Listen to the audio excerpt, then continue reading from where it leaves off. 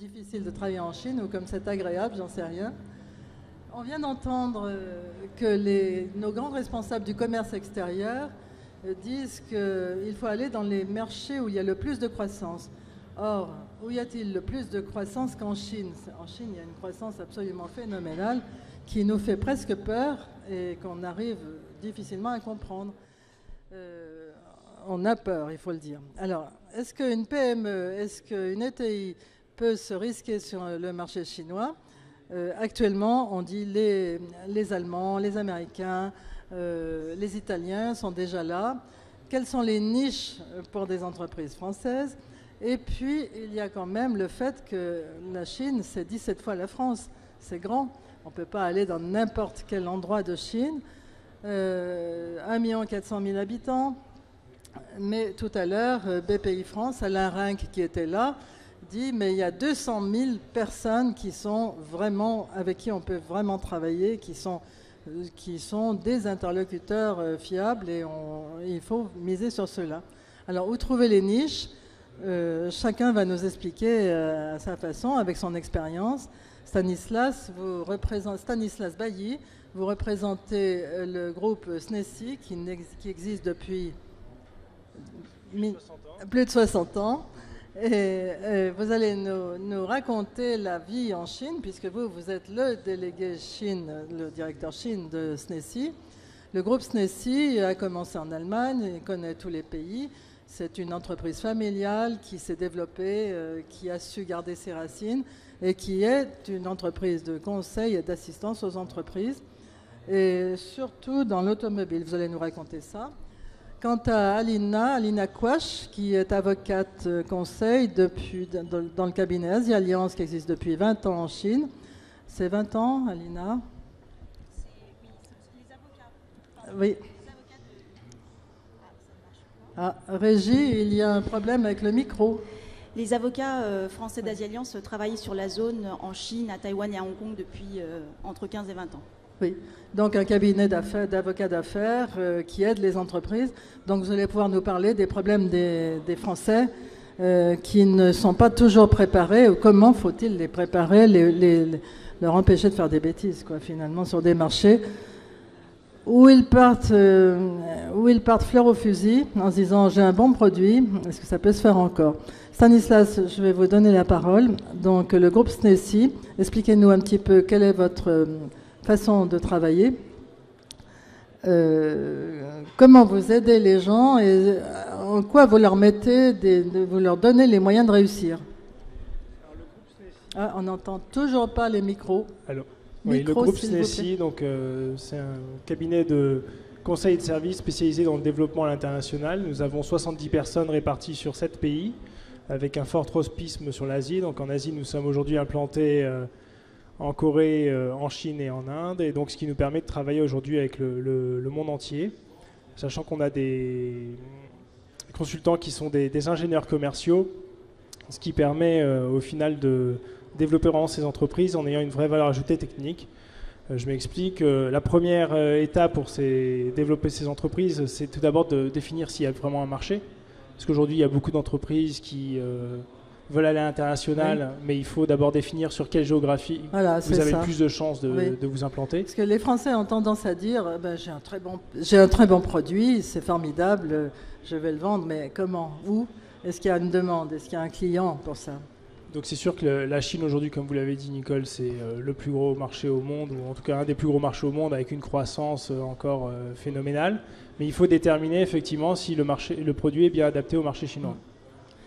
Alors ça, donc votre service finalement, avec vos ingénieurs conseils, parce que vous avez des ingénieurs, des techniciens, des ingénieurs conseils, et vous pouvez juger si le produit est bon en faisant une étude préalable. Comment vous faites? Voilà, alors nos ingénieurs en fait vont rencontrer les entreprises, être formés à leurs produits, les spécificités des produits, les vraies valeurs ajoutées d'un point de vue technique, et vont déterminer quels sont les concurrents existants sur les différents marchés sur lesquels se souhaitent s'implanter ces sociétés, et leur dire où sont les vraies valeurs ajoutées et quels clients targeter.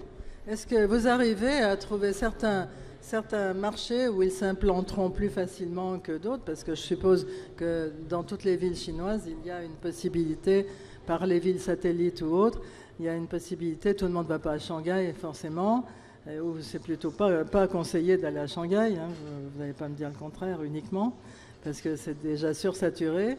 Donc où trouver, où s'installer? Est-ce que, quel mode d'implantation, quel mode de travail, est-ce qu'on va faire de l'exportation? Est-ce qu'on va trouver un partenaire? Qu'est-ce que vous conseillez et dans quel cas? Je dirais que ça dépend vraiment du produit et de l'industrie sur laquelle on se situe. Shanghai, c'est vrai qu'aujourd'hui, d'un point de vue coût, c'est plus aussi intéressant que ce qu'était il y a quelques années. Aujourd'hui, si vous voulez des bons managers à Shanghai, on est sur des salaires qui sont quasiment similaires à la France, ce qui peut vraiment étonner les différentes personnes. Donc si vous voulez avoir un centre de production, c'est vrai qu'il faut aller de plus en plus à l'ouest. Ah, oui. Vous avez également des incentives du gouvernement chinois pour vous implanter sur ces régions-là. Ah oui, c'est ça. Donc vous décrivez exactement les endroits où on a des incentives et où on peut de préférence s'implanter si on cherche à s'implanter. Voilà. Mais je suppose que vous ne recommandez pas à la première entreprise venue de s'implanter. Hein.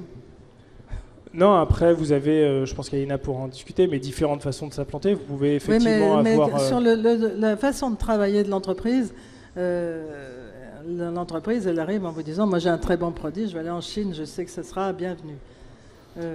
Il faut déjà déterminer quelle est la stratégie export de la société. C'est-à-dire qu'il faut quelqu'un qui soit au sein de la société le relais de ce développement vers l'international. Nous, on travaille avec beaucoup de PME et d'ETI et on se rend compte que la première étape pour réussir, c'est non seulement que le dirigeant ait une vraie stratégie export, mais qu'il y ait quelqu'un au sein de sa société qui soit le porte-drapeau, je dirais, de cette stratégie export. Et nous, derrière, on va s'assurer d'être le relais auprès des clients, parce que vous ne pouvez pas aujourd'hui, sur l'Asie en tout cas, vous ne pouvez pas vous développer en faisant 5 ou 10 rendez-vous par an et des allers-retours. Vous avez besoin de quelqu'un qui soit chinois déjà pour parler avec les équipes des achats locales et qui soit en permanence en contact avec eux. Alors là, on touche au sujet principal, c'est le culturel. C'est penser, alors peut-être qu'Alina, vous pouvez nous en parler, c'est pas spécifique aux avocats, mais vous pouvez nous parler de s'adapter au culturel. Alors, s'adapter au culturel, c'est quelque chose qui est effectivement important parce que la Chine a une culture différente, des habitudes qui sont différentes. Donc, connaître quelques règles concernant les protocoles qui existent sur place, la façon de faire des affaires en Chine est quelque chose d'important. Moi, étant avocate, je dirais que c'est un aspect qui est à prendre en compte lorsqu'on commence à s'intéresser à la Chine. Mais je dirais également que la Chine est un pays comme un autre. Et quand on fait des affaires avec un Chinois, ce sont des affaires qu'on peut faire dans n'importe quel autre pays et selon les mêmes modalités. Quelques mythes. Ça ne sert à rien de rédiger un contrat. Parce qu'il sera violé. Alors voilà, le contrat, est-ce que c'est verbal, est-ce que c'est écrit, est-ce que le contrat, les Chinois s'en fichent? Le contrat, les Chinois signent des contrats et quand ils signent des contrats, c'est quelque chose qu'ils respectent. Voilà, il y a des obligations qui sont prévues. Bien entendu, le niveau, la Chine n'est pas un état de droit, tout le monde le sait, mais la Chine s'est dotée d'un arsenal de lois et de réglementations qui est devenu très complet depuis son accession à l'OMC. Et moi j'entends encore des entreprises françaises qui viennent investir en Chine et qui disent ça ne sert à rien de signer des contrats, ça ne sert à rien de protéger sa propriété intellectuelle parce qu'elle va être violée. Il y a énormément de corruption en Chine, donc ça rend la vie totalement impossible. Alors, moi, je considère que ça a été probablement le cas par le passé, mais aujourd'hui, la Chine a beaucoup évolué, notamment en matière de protection de la propriété intellectuelle. Eh oui, alors, la question de la propriété intellectuelle, je me rappelle, il y a longtemps en arrière, on disait, oh là là, n'allez pas en Chine, vous serez copié instantanément. Mais c'est pas de la copie pour un Chinois, je crois que c'est normal. Il veut innover et s'inspirer de quelque chose pour faire encore mieux. C'est presque dans sa nature, ça. Il faut le savoir. Oui, il faut le savoir. Et puis il faut savoir également qu'en Chine, il y a eu, on va dire, 2 étapes de développement. Une première étape où, en fait, elle a attiré des investisseurs étrangers pour utiliser le savoir-faire, la technologie venant des pays étrangers. Mais je dirais que cette vue de la Chine est devenu obsolète. Un petit peu dépassé, oui. Oui, parce que maintenant, la Chine nous a dépassé depuis longtemps, voilà, dans les TIC, dans tout ce qui est technologique, pur, et on se demande comment on va courir derrière les inventions chinoises. Il faut voir que l'année dernière, la Chine était quand même le premier déposant de brevets au monde. Hein. Ah oui. Quelque chose qu'on ne soupçonne pas. Donc il faut qu'on renverse notre façon de penser et qu'on dise, bien, on va modestement en Chine, puisqu'on pourra s'inspirer de ce que les Chinois sont en train de faire, parce qu'on est loin derrière. C'est ça. Absolument. Donc, quand j'entendais Muriel Pénicaud qui disait qu'elle avait été négociée avec Alibaba qu'on puisse utiliser son site, c'est pas si évident que ça. Il y a quand même des lois. Est-ce que vous pouvez nous expliquer ces lois pour l'utilisation des sites, les différents sites par exemple, Facebook. Facebook est interdit. On a la grande muraille. Comment ça s'appelle? La grande muraille. C'est pas barrière, c'est le firewall, mur. Ouais. Oui, firewall, oui. Alors bon, on est quand même bien regardé de près et contrôlé. D'ailleurs, c'est pas évident de travailler en Chine. Hein. Nous, avocats, on travaille essentiellement sur nos ordinateurs et l'accès à Internet, de manière générale, est très difficile. Ah oui, ah oui. Donc on peut pas vraiment faire ce qu'on veut. Alors qu'est-ce qu'il faut faire pour avoir on peut avoir des blogs, on peut avoir des sites. On peut avoir des sites, mais c'est pas évident. On va dire que nous, en plus, dans notre métier, on reste quand même assez discret là-dessus. On est extrêmement contrôlé. Ah, pardon. Donc il ne faut pas en parler parce que vous voyez, voilà un exemple en Chine. Il faut être très discret parce qu'on ne sait jamais. On a l'œil de Pékin, c'est pas l'œil de Moscou, c'est l'œil de Pékin qui nous observe. Et donc c'est vrai qu'il y a un contrôle des autorités. Oui. Alors, mettons qu'on veuille s'implanter durablement en Chine. On va emmener ces équipes ou on va recruter directement un directeur chinois. Qu'est-ce qu'on va choisir ? Alors, je dirais que pour recruter un directeur chinois, ce qui est difficile, c'est de recruter quelqu'un qui soit de qualité et quelqu'un en qui on puisse avoir confiance. Comme je disais tout à l'heure, si vous voulez un bon manager de branche ou de filiale en Chine, on est sur des salaires égaux, voire supérieurs à la France. C'est ça, il ne faut pas imaginer que les salaires sont si bas que ça. Hein. Non, donc il faut avoir soit déjà des clients qui sont prêts à signer avec vous dès votre lancement, ou soit passer par des solutions intermédiaires en travaillant avec des sociétés qui peuvent vous développer justement à l'international dans une première étape et puis ensuite en une deuxième étape s'implanter au local. Est-ce que ça aide beaucoup, ça facilite de parler chinois? Oui. Donc vous avez appris le chinois? Oui, alors ça je l'ai appris avant même d'aller en Chine justement. C'était plutôt même une des raisons qui m'ont poussé à aller en Chine quand j'ai ouvert le bureau de Snecy sur place. Mais effectivement, c'est extrêmement bien vu des différentes personnes dans le monde des affaires en Chine, de voir quelqu'un qui n'est pas chinois et qui a fait l'effort d'apprendre le chinois, parce que non seulement ils savent que la langue est difficile, mais ils savent qu'à partir du moment où vous avez appris la langue, que vous vous intéressez un minimum à la culture. Donc il y a tout de suite des échanges beaucoup plus profonds et beaucoup moins superficiels qui vont se mettre en place. En revanche, vous ne serez jamais considéré comme un Chinois. C'est-à-dire que oui vous avez fait l'effort, mais ils ne feront pas le business avec vous de la même façon que si vous étiez un Chinois. Vous parlez chinois, mais est-ce que vous aimez le pays? Oui, sinon j'y serais pas. Oui, donc ça veut dire que si on veut exporter en Chine et puis après s'implanter, c'est ça le sujet finalement. Il faut avoir envie d'étudier la Chine et puis après de s'y intégrer, de comprendre. Souvent des gens me disent, qui sont même par là peut-être, il faut être culturellement compatible. C'est ça, essayer de se fondre dans le raisonnement chinois. Oui, je pense qu'il faut être très ouvert et je pense qu'on a tout à apprendre justement de eux, leur curiosité intellectuelle. Ils souhaitent vraiment savoir comment est-ce que nous on travaille en Europe. Ils souhaitent essayer de comprendre quels outils on met en place et essayer de les dupliquer.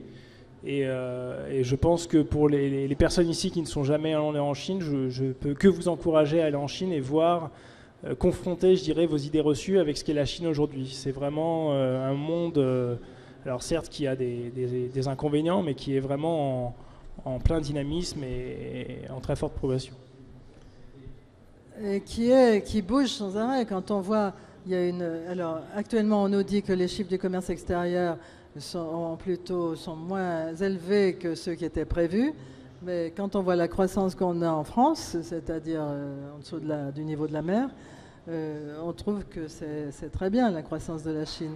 Et d'ailleurs, les Chinois le prouvent, puisque sans arrêt, ça bouge, ils innovent, ils lancent des projets, on arrive difficilement à les suivre. Est-ce qu'un Français peut être compatible avec une mentalité comme ça, toujours innovante, toujours battante ? Oui. Ben, les Français sont très appréciés des Chinois parce que l'image de la France est une image d'excellence, notamment au niveau de la qualité des produits. Donc oui. À part être romantique, les Français sont également appréciés sur d'autres points. Je ne pense pas qu'ils soient appréciés pour les exportateurs romantiques, ce ne serait peut-être pas l'idéal. Mais par contre, sur le luxe, la nourriture, les palaces, ce qui fait rêver, c'est romantique ça aussi. Un secteur qui a été en fort développement ces dernières années, c'est l'agroalimentaire. Voilà. J'ai de plus en plus de clients dans ce secteur-là qui vont s'implanter en Chine et de manière avec beaucoup de succès. Mais alors, ce sont des gens qui s'implantent pour faire de la transformation en Chine ? Ils font de la transformation de produits pour le marché chinois ? Absolument. Oui. Et pour aller sur le marché chinois ? Voilà, j'ai une société qui fait du foie gras, qui s'est implantée en Chine, mais depuis un certain nombre d'années déjà, mais qui est en train d'exploser. Dans le vin, évidemment, il y a énormément de je vois que dans le vin, ça marche les produits très bien. laitiers, enfin tout ce qui est produits de bouche est très apprécié, notamment. Alors, ça veut dire que la France a toujours une certaine aura, même si on est par moments un petit peu tristonné par rapport à l'avancement de la France dans le monde. Oui, alors après, je pense qu'il ne faut pas se brider, il ne faut pas se limiter qu'au domaine du luxe et de la gastronomie. Mais vous n'êtes pas dans ce métier-là. Vous êtes dans un métier dur. Nous, on est plus sur l'industrie. Et c'est vrai qu'aujourd'hui, en Chine, les Allemands ont une très bonne image dans l'industrie. Mais il ne faut pas oublier qu'en France, on a quand même des atouts à faire valoir. Et je pense qu'au niveau de la qualité des produits, on n'est pas inférieur aux Allemands. C'est plus par rapport à notre stratégie export qui n'est pas aussi développée que celle des Allemands. Mais au niveau de la qualité produit, au niveau de la qualité de nos ingénieurs, de la formation de nos ingénieurs, il ne faut quand même pas oublier qu'on a parmi les meilleures écoles en France. On a encore eu un prix Nobel d'économie hier qui nous le rappelle. Donc il ne faut pas avoir de complexe de ce côté-là. Mais ensuite, il faut définir la bonne stratégie pour s'attaquer au marché chinois ou asiatique dans son ensemble. Alors, en dehors de ce qui est luxueux et image, quels sont les services qu'on fait et qui peuvent séduire les Chinois ? Parce que finalement, les Chinois aimeront sûrement des services que nous apportons de certaines façons. Quels sont les services où on peut vraiment avoir une prédominance ? Est-ce qu'il y a dans l'ingénierie, vous êtes dans l'automobile ? L'automobile, c'est un marché très concurrentiel. Oui, très concurrentiel. Aujourd'hui, les Allemands ont pris une longueur d'avance, je dirais. Mais sur tout ce qui est services, notamment assurance ou finance ou conseil, etc., la Chine, justement, on l'a dit tout à l'heure, au niveau des coûts salariaux, n'est plus aujourd'hui au niveau qu'ils étaient dans le passé. Donc la Chine ne veut plus rester comme une usine du monde, mais veut vraiment être aujourd'hui, développer sa consommation intérieure et développer les services et attirer justement les sociétés de services sur la Chine. Donc là-dessus, les sociétés françaises ont une carte à jouer, c'est évident. Mais, les services... est-ce que les Chinois s'intéressent vous êtes une société de services, vous allez vous implanter dans une ville, évidemment. Vous allez recruter des équipes, qu'est-ce que vous faites ? Alors aujourd'hui, je dirais que les Chinois, sur toute la partie service, c'est quelque chose qui est encore nouveau pour eux en termes de concept. Oui, il me semble. Les Chinois sont plus habitués à payer pour un produit. Payer pour un service, ça commence à rentrer dans la mentalité.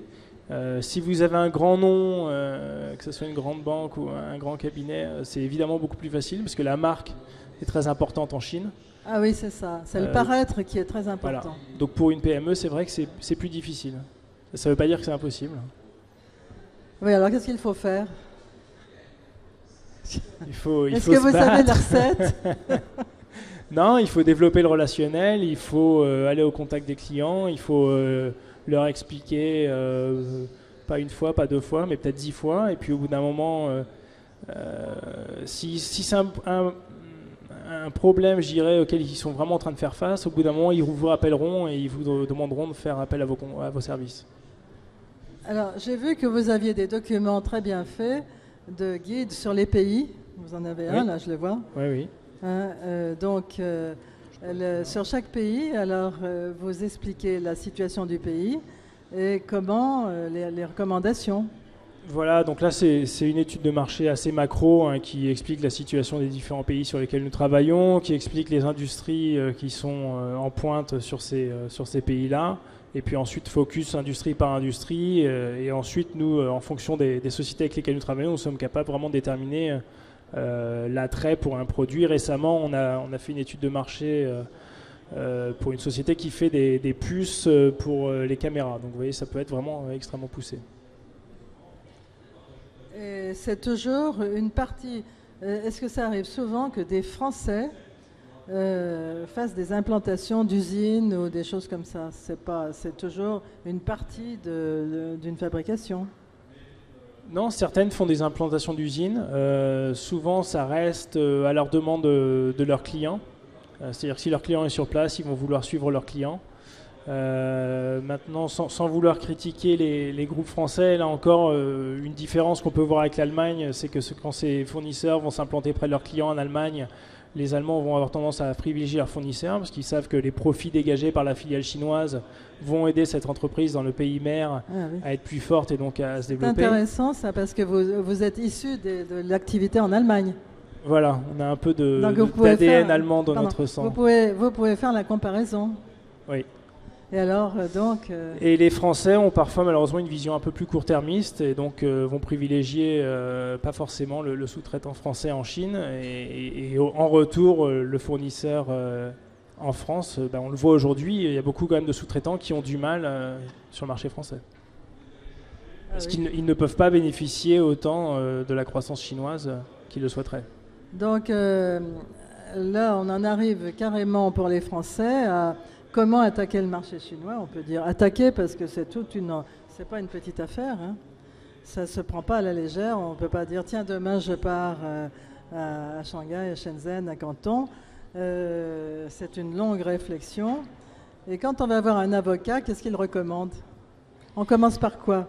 Alors, quand j'ai un client qui vient me voir, il y a deux catégories de clients. Il y a les sociétés qui se sont préparées et d'autres qui viennent nous voir quand il y a déjà un problème déclaré. Donc la première chose à faire lorsqu'on exporte en Chine ou quand on vient s'implanter en Chine, c'est l'information et c'est la protection. La difficulté en Chine, c'est que vous n'avez pas de greffe du tribunal de commerce avec la batterie de documents sociaux qui vous permettront de vérifier. On ne peut pas avoir recours au tribunal suprême. Oui, il y a une administration, mais les informations sont relativement limitées et l'accès n'est pas public. Donc c'est relativement difficile de s'informer sur un partenaire chinois en Chine, par exemple. La deuxième chose, on n'a pas de possibilité de s'informer sur un partenaire.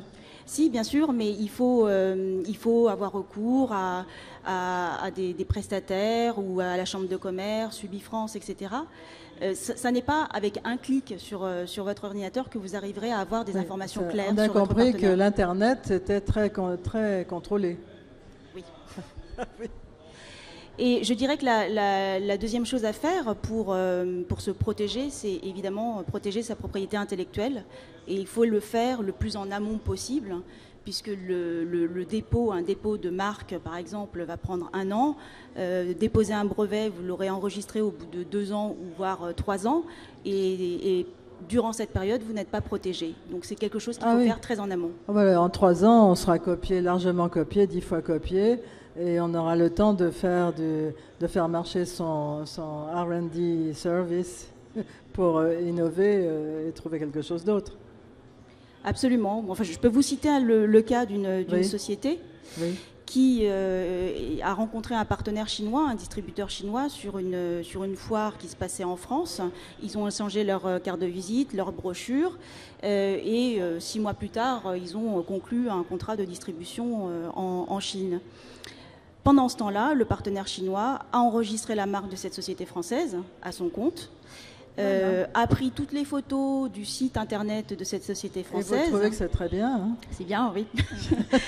Et cette société a eu beaucoup de mal à récupérer ses droits parce que... Alors comment elle les a récupérés alors?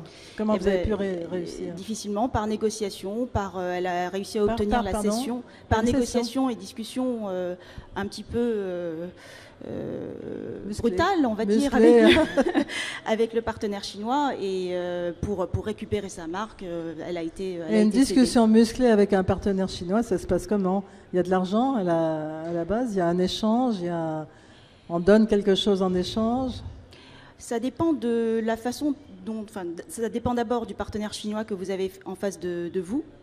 Moi, j'ai eu des cas où les discussions et les négociations se passaient extrêmement bien, sur un ton extrêmement courtois, et d'autres où c'est plus violent, parce que le partenaire français, la société française, ne comprend pas, au bout de 2-3 ans, pourquoi on fait du surplace, et pourquoi elle a l'impression de s'être fait un petit peu avoir. Eh oui, mais alors, c'est vrai que si vous dites au bout de 2 ou 3 ans, ça fait vraiment peur, parce qu'il faut être sans arrêt en vigilance. Et il faut faire de la veille. L'une des choses qu'on entend aussi très régulièrement, c'est quand vous arrivez en Chine, il faut vous trouver un partenaire chinois. Oui, mais comment le trouver? C'est la question que j'allais vous poser. On va vendre un produit en Chine. Et puis on dit, je vais aller chercher un partenaire. Mais comment on trouve un partenaire? Pas au coin de la rue. Ou on ne répond pas à une annonce. Tous les deux, vous pouvez répondre à ça. Non, mais là-dessus, après, vous pouvez effectivement passer par des recherches de partenaires. Très officielles, classiques. Voilà, donc effectivement, comme le disait Alina, c'est vrai que malheureusement, Internet n'est pas aussi répandu en Chine qu'ici. En tout cas, les informations ne sont pas aussi librement affichées. Donc après, ça nécessite d'appeler les sociétés, d'aller les rencontrer. Parce que parfois, vous avez aussi l'effet inverse. Vous avez un très beau site et puis vous allez sur place, l'usine est entièrement vide. Donc ça prend du temps, c'est sûr. Parce que c'est paradoxal. 45% des Chinois utilisent Internet quotidiennement. Des blogs, tout ça. Mais par contre, Internet est très réglementé. Je trouve que c'est paradoxal. C'est à cause des étrangers, ça? C'est pour se protéger? Je pense qu'il y a un exemple intéressant là-dessus, c'est effectivement pour maîtriser toute l'information, tout ce qui s'est passé à Hong Kong dans les 2-3 dernières semaines, par exemple, a été entièrement étouffé en Chine. Tout ce qui fait référence, vous ne pouvez pas du tout y avoir accès en Chine, c'est vraiment le firewall, effectivement, comme vous le disiez tout à l'heure, marche extrêmement bien. En revanche, effectivement, il y a la population au day-to-day, elle est extrêmement connectée sur des téléphones portables.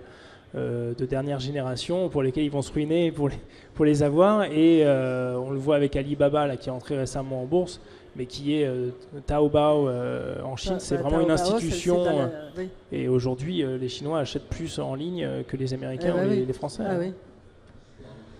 Donc cet aspect paradoxal, il faut l'accepter aussi, en se disant qu'on est limité, on est quand même limité. C'est pour ça que l'avocat, on ne peut rien faire sans un avocat. Je suis désolée, mais vous êtes indispensable. Nous sommes encore plus contrôlés que les autres en Chine. Donc, vous êtes très méchant et vous dites, vous n'êtes pas dans les règles, comment ça marche? Alors effectivement, souvent, nos clients vont se servir de nous pour faire les méchants. Parce que quand on négocie avec un partenaire chinois, ce qu'on dit généralement, c'est qu'il ne faut pas se fâcher. Donc, il ne faut pas parler des problèmes. Oui. Donc, les problèmes, on n'en parle pas entre partenaires. Oui. On va aller déjeuner ensemble, dîner ensemble, faire de beaux banquets. Et puis, les avocats vont, dans les jours suivants, négocier le contrat sans que les dirigeants apparaissent facialement comme étant fâchés. Ah oui, donc c'est quand même tout un rite théâtral. Oui. Donc ça veut dire qu'il faut se fondre dans la culture pour bien comprendre ça et que ça devienne naturel. Pour vous, c'est naturel? Pour moi, c'est naturel. Je suis d'accord avec ce que vous dites, mais j'ai vu parfois des entreprises françaises réagir sur tout ce qui est interculturel. Faut pas se fâcher, faut pas lui faire perdre la face, faut pas ceci, faut pas cela. Alors, ils prennent des décisions on peut quand même en parler, hein, qui sont totalement aberrantes. Donc voilà, il faut juste, il faut y avoir un juste milieu entre ce qu'il faut faire ou ne pas faire culturellement et puis faire des affaires. Ne pas faire perdre la face. Moi, je pense que c'est dans toutes les cultures que dans les négociations. Il y a des bouquins qui sont écrits sur ne pas faire perdre la face. C'est normal, c'est du comportement poli, normal dans les affaires. Oui, mais il y a une partie ne pas faire perdre la face en étant poli, il y a une partie ne pas du tout mentionner les problèmes, comme le disait Alina. C'est vrai que vous allez pouvoir avoir une réunion entière où il y a un problème quand même qui est très important et qui ne sera pas traité. Oui.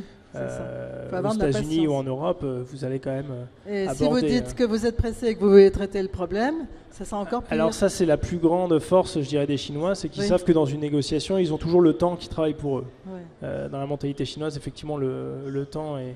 Je me rappelle de certaines négociations qui ont tourné court et qui ne sont pas produites parce qu'il y avait un avion qu'on voulait prendre et puis... Exactement. L'avion, tant pis. Vous n'auriez jamais dû dire que vous aviez un horaire à respecter.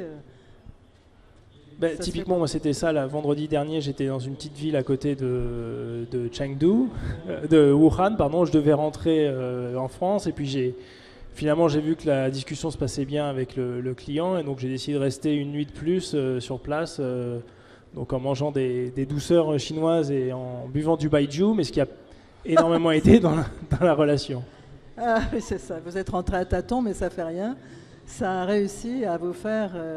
Oui, mais c'est très important, c'est qu'il faut gagner. Il faut gagner la confiance, il faut gagner les contrats. Ouais. Et le contrat, ça se gagne aussi par la façon... C'est aussi important que... La façon de se comporter est aussi importante que le droit pur et dur. Je crois qu'il faut c'est un sujet, moi ça me tient bien à cœur parce que je pense que les Français imaginent toujours qu'ils ont un très bon produit, donc ça doit être accepté, mais est-ce qu'ils savent vraiment comment les Chinois le ressentent, l'utilisent? Premièrement, ils ne savent pas forcément, et deuxièmement, ils veulent aller trop vite. Alors c'est pas la façon de travailler des Chinois. Non. Donc on en revient à la question tout à l'heure, effectivement, de dire que pour développer une stratégie export, en première étape, c'est quand même très difficile pour une société qui n'a pas quelqu'un en relais sur place. Parce que, comme vous le disiez, si vous avez un chef d'entreprise qui va 3 fois dans l'année et qui à chaque fois doit se dépêcher de voir 3 partenaires possibles et prendre son avion, la confiance ne va pas s'établir. Donc vous décommandez d'aller faire 2-3 voyages en disant je suis allé 3 fois, ça va, j'ai un partenaire. C'est bien pour identifier des clients ou des partenaires potentiels, mais ça ne va pas vous amener jusqu'à la signature d'un contrat. Alors, est-ce que le fait qu'il y ait des WOFI, les sociétés complètement détenues par les étrangers, ça change quelque chose? Est-ce que c'est une facilité ou aussi au contraire, une société complètement possédée par un étranger sera mal vue? Alors c'est une facilité. Moi je travaille en Chine depuis une quinzaine d'années et quand je suis arrivée, il y avait beaucoup de JV. Le mode d'implantation à l'époque était encore la JV, c'était extrêmement à la mode. Oui. Simplement ce qu'on a vu, notamment au travers de nos dossiers, c'est que se mettre en JV avec un Chinois peut être extrêmement difficile. Dangereux. La réglementation chinoise prévoit que vous déteniez, vous, partenaire étranger, 5%, 10% ou 60%, le partenaire chinois aura toujours un droit de veto, même si vous êtes majoritaire, sur toutes les décisions stratégiques de la société. Donc attention, c'est pas parce que vous êtes majoritaire que le partenaire chinois n'aura pas le droit de... Absolument. Et aujourd'hui, en fait, depuis 2-3 ans, l'implantation en Chine se fait majoritairement sous forme de WOFI, donc de sociétés à capitaux exclusivement étrangers. Oui. Parce que... alors là, est-ce qu'il y a des règles différentes pour la WOFI? La règle principale, c'est que vous êtes seul maître à bord, donc vous contrôlez votre activité. du début jusqu'à la fin, et vous n'avez pas de partenaire chinois qui peut bloquer les décisions. Oui, mais alors est-ce que le partenaire chinois n'est pas une utilité pour traiter, par exemple, il a peut-être des relations au gouvernement, ou est-ce que ça, c'est pas utile d'avoir des relations, au lieu de se trouver étranger, tout perdu Oui, bien sûr, c'est utile, mais de là à associer en capital un partenaire chinois, il faut juste être conscient de ce que quand vous vous mariez dans une société avec un partenaire chinois, vous pouvez traîner des casseroles pendant de longues années. C'est relativement rapide de monter une JV, mais alors par contre pour en sortir, ça peut être un enfer. Oui. Alors sur les relations avec le gouvernement, pour obtenir tout ce qu'on veut, tout ce qu'on aimerait, est-ce qu'il faut avoir des gens qui soient proches du gouvernement dans sa société, ou si on peut se débrouiller autrement? Est-ce que c'est à conseiller? Ça m'a l'air d'être un sujet aussi difficile que l'Internet. Oui, c'est ce qu'on appelle les fameuses quanxi à la chinoise. Oui. Et d'ailleurs, quand une société française va rencontrer un partenaire, il va tout de suite mettre en avant ses bonnes relations avec le gouverneur local, avec la municipalité, etc. Je dirais que ça peut faciliter les choses, ça c'est certain. Mais la contrepartie, c'est que quand le contact chinois que vous avez part de cette administration, ben vous êtes tout nu et vous n'avez plus les soutiens. Donc à une époque, ça a été, je pense que c'était dans les sociétés françaises que je connais, elles ont toutes de bonnes relations, et notamment un employé, un cadre chinois qui a ces relations avec les administrations locales. Ça reste quelque chose d'important, oui. Et alors, quand vous aidez une entreprise, Stanislas, vous pensez à ça? Quand vous aidez une entreprise à s'implanter? Oui, on leur explique effectivement tout ce qui est relation avec le gouvernement, que ce soit pour des réductions de taxes, ou que ça soit pour aider dans tout ce qui est formalité administrative, c'est très important. Et donc c'est pour ça, comme je disais tout à l'heure, qu'il faut avoir un management local. Donc vous êtes vraiment pour le management local. Ouais. Mais alors pas de français du tout? Si, parce que sinon vous vous retrouvez à n'avoir aucune supervision. C'est pas en étant à 10 000 km que vous pouvez savoir ce qui se passe vraiment dans votre entreprise. Donc vous avez besoin d'avoir au sein de l'équipe dirigeante... Il faut une double équipe. Au moins je dirais... Une personne en charge des finances qui va peut-être être un contrôleur de gestion, ou un CFO qui va pouvoir gérer ce qui rentre et ce qui sort. Et peut-être une deuxième personne qui va prendre les décisions stratégiques. Mais effectivement, comme le disait Alina, il faut que vous ayez quelqu'un à un très haut niveau qui va pouvoir vous aider avec le gouvernement et l'administration. Et le fait que le président Xi Jinping a essayé de mettre de l'ordre dans la morale, je vois que par exemple l'Armagnac et le Cognac ont eu des baisses dans leurs commandes. Parce que le gouvernement, le président Xi Jinping avait dit je ne veux plus de cadeaux somptuaires, le luxe, les vins, les alcools, les spiritueux surtout. Est-ce que vous le ressentez dans la façon de se comporter du gouvernement avec les entreprises? Oui, et d'une façon générale, je dirais qu'aujourd'hui, les personnes qui négocient les contrats font beaucoup plus attention à tout ce qui est dessous de table, notamment, qui était auparavant très répandu. Mais il faut savoir que dans la culture chinoise, on est toujours très inventif. Donc, si ces dessous de table disparaissent d'une certaine façon, ils vont réapparaître d'une autre façon. Ah oui, vous ne faites pas d'illusions là. Oui, donc ça n'a pas changé finalement. Alors moi, j'ai assisté il y a 3 semaines ou 4 semaines à l'ouverture, la cérémonie d'ouverture de l'usine de mon client. Et c'était assez étrange parce que c'est là qu'on voit les effets et les conséquences de ces campagnes anticorruption qui sont menées actuellement. Il y avait un certain nombre d'officiels chinois, aucun cadeau d'échanger, et surtout, ce qui était étonnant, c'est que les officiels ne voulaient même plus être pris en photo à côté de cette société française. Oui, il y a une suspicion. Il n'y a pas de paternalisme. Oui. Non, et c'était vraiment impressionnant de voir cela. Oui, donc il y a quand même un changement dans les mœurs. Alors, ça n'influence pas le climat des affaires. De toute façon, c'est plutôt rassurant pour nous. Non?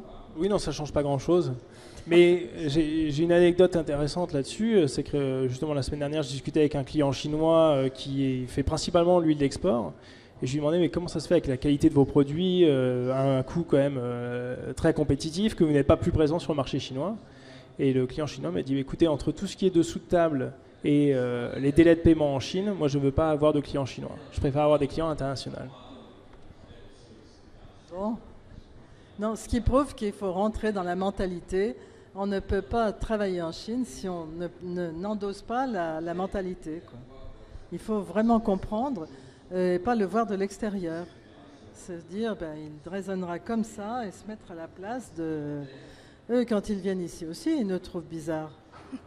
Hein? Qu'est-ce qu'ils nous reprochent?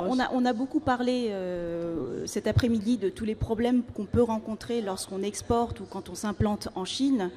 Il n'en reste pas moins que le marché chinois, c'est un marché énorme qu'il ne faut pas négliger. C'est ça le problème, et qui va grossir encore. Et ce que je dirais, c'est que pour s'implanter, il ne faut pas s'attendre à avoir un retour sur investissement rapide. Une implantation en Chine ou même exporter en Chine demande des années de présence sur place, beaucoup de préparation, et on commence à faire des profits que bien plus tard. Nous, sur toutes les sociétés qu'on développe à l'international, on dit en général stratégie export, ça se décline sur 3 ans. C'est au bout de la 3e année que vous commencez vraiment à recueillir les fruits. Sur la Chine, c'est peut-être même encore un petit peu plus long. Mais en revanche, si vous avez les reins suffisamment solides pour vous développer sur la Chine, les retours, comme le dit Linas, peuvent être vraiment très très intéressants. Est-ce que vous avez des gens qui ont recours à des fonds d'investissement pour être bien prêts, pour être sûr d'avoir suffisamment de trésorerie pour tenir le coup? Alors, nous, on a certains qui passent soit par des fonds d'investissement, soit par des dispositifs publics français, ou soit qui considèrent qu'effectivement avoir un partenaire chinois peut vraiment aider sur ces questions-là. C'est-à-dire que le partenaire chinois leur apporte leur guanxi, donc leur réseau et leur financement, et eux en échange apportent leur savoir-faire. Voilà. Donc c'est toute une question d'équilibre et il ne faut pas penser que l'un est supérieur à l'autre. Il faut être bien. De toute façon, la culture chinoise est pleine d'humilité. Nous, on n'est pas considérés comme très humbles, les Français. Hein. Le cocorico, c'est l'humilité personnifiée. Il faut peut-être qu'on se mette sur le même diapason pour comprendre. Oui, tout à fait. Oui. Hein, ça se pourrait ? Encore une fois, je pense qu'il ne faut pas... le meilleur moyen de ne pas réussir dans les affaires en Chine, c'est de les prendre de haut et de considérer qu'on est supérieur. Il faut au contraire essayer d'apprendre d'eux. On a beaucoup de choses à apprendre des Chinois, notamment tout ce qui est négociation. Oui, mais c'est ça qu'il faut se dire. Il faut se dire qu'on a beaucoup de choses à... Moi, j'apprends, enfin, quand je traite avec des Chinois, j'apprends toujours beaucoup de raison, de sagesse. Une autre culture, il n'y a rien à faire, et puis qui est tellement millénaire. Et ça compte, c'est vrai. Il y a 2, 3, 4, 10 Chines, 1000 Chines, différence. C'est vrai que les Chinois, les Shanghaïens, ultra riches, qui se comportent comme des Occidentaux, ce n'est pas le Chinois typique avec lequel on traite d'habitude. Hein? Alors c'est ce qui nous trouble, l'argent. Alors les 2 vitesses, les 3 vitesses de développement de la Chine. Alors est-ce que vous pensez qu'on peut s'implanter? Quelles sont les zones où vous voyez qu'il y a de l'espoir de s'implanter durablement encore? Parce que si on parle de Shenzhen, de Shanghai, de Canton, c'est déjà très... Hein? Je dirais juste sur ces zones-là, effectivement, ce serait plus aujourd'hui des sociétés de services. Tout ce qui est plus industriel, il faut aujourd'hui vraiment regarder les opportunités sur la Chine du centre. Il ne faut pas considérer que la Chine du centre, d'ailleurs, alors certes, elle est moins riche que la Chine des côtes, mais elle commence à avoir un pouvoir d'achat qui est en train d'augmenter de façon exponentielle, et donc il y a vraiment des opportunités sur place. Ouais. On avait dit qu'on parlerait de Corée. Oui, mais on n'a pas laissé Alina parler. Votre avis, Alina? Oui, c'est dites. On a encore 5 minutes. Non, je suis d'accord avec Stanislas. Aujourd'hui, en fait, dans les grandes villes, notamment parce que les critères en matière d'environnement sont devenus de plus en plus drastiques. Une société que j'ai implantée en 2008, qui est dans le secteur, qui a une petite activité chimique, a dû se bouger dans une autre province parce que le gouvernement chinois ne voulait plus qu'elle... J'entends beaucoup parler de ça, des gens qui sont obligés de déménager dans d'autres provinces où il y a aussi des incentives, des facilités. Absolument. Par exemple, le green business, quand on est... Il y a des régions, mais ne serait-ce que Hong Kong, le green business à Hong Kong, c'est important. La dépollution, il y a énormément de points où il faut... Finalement, c'est des critères à observer pour s'implanter. Où est-ce qu'il y a la meilleure demande, le plus de demande? Voilà, il faut analyser avant de s'implanter. Oui. Alors, bien sûr, on pourrait finir par le luxe qui marche bien, parce que ça nous rassure, ça nous tranquillise. Mais quels sont les secteurs où vous voyez, vous êtes dans l'industrie, Stanislas, SNESI sert surtout des gens dans l'aéronautique, tout ce qui est transport, voiture... Énergie, télécom, automobile, oui. Donc là, ça ne bouge pas, il y a toujours quelque chose à faire. Là. Il y a toujours une croissance impressionnante dans ce domaine-là. Et puis aujourd'hui, de plus en plus, il y a encore jusqu'à quelques années, les produits qui arrivaient sur le marché chinois étaient des produits qui étaient développés du carry-over en fait, de l'Europe. Donc leurs produits arrivaient quelques années après les nôtres. Aujourd'hui, les produits sont lancés en même moment sur le marché chinois ou sur le marché européen, voire même dans certains cas avant sur le marché chinois. Et oui, c'est ça. Et puis alors, autrefois, on disait, on s'implante, on achète, c'était ce qu'on appelait la délocalisation, on achète pour pouvoir après mettre des articles moins chers en France. Mais là, c'est pour la consommation locale. Il y a tellement de consommation locale. Je crois qu'on peut conclure là-dessus. Si on va sur le marché chinois, il faut penser local. Il y a de quoi. Moi, parmi mes clients, je n'ai pas de société qui s'est implantée en Chine pour pouvoir exporter ses produits. Oui, c'est ça. Elles ont suivi ils sont le fournisseur d'une société pour répondre à une demande locale ou éventuellement pour exporter dans les pays limitrophes. Mais ce n'est pas à proprement parler de la délocalisation, ça c'est un mythe. C'est ça. Consommation locale, il y a de quoi faire et c'est ça qu'il faut observer. Bon, mais écoutez, je sais que là, on nous fait des signes pour laisser la place aux autres. Vous avez en face de vous des gens qui sont prêts à répondre à vos besoins, qui ont des stands ici et qui peuvent vous parler ou qui sont là, tout bêtement. Donc, Merci. Merci.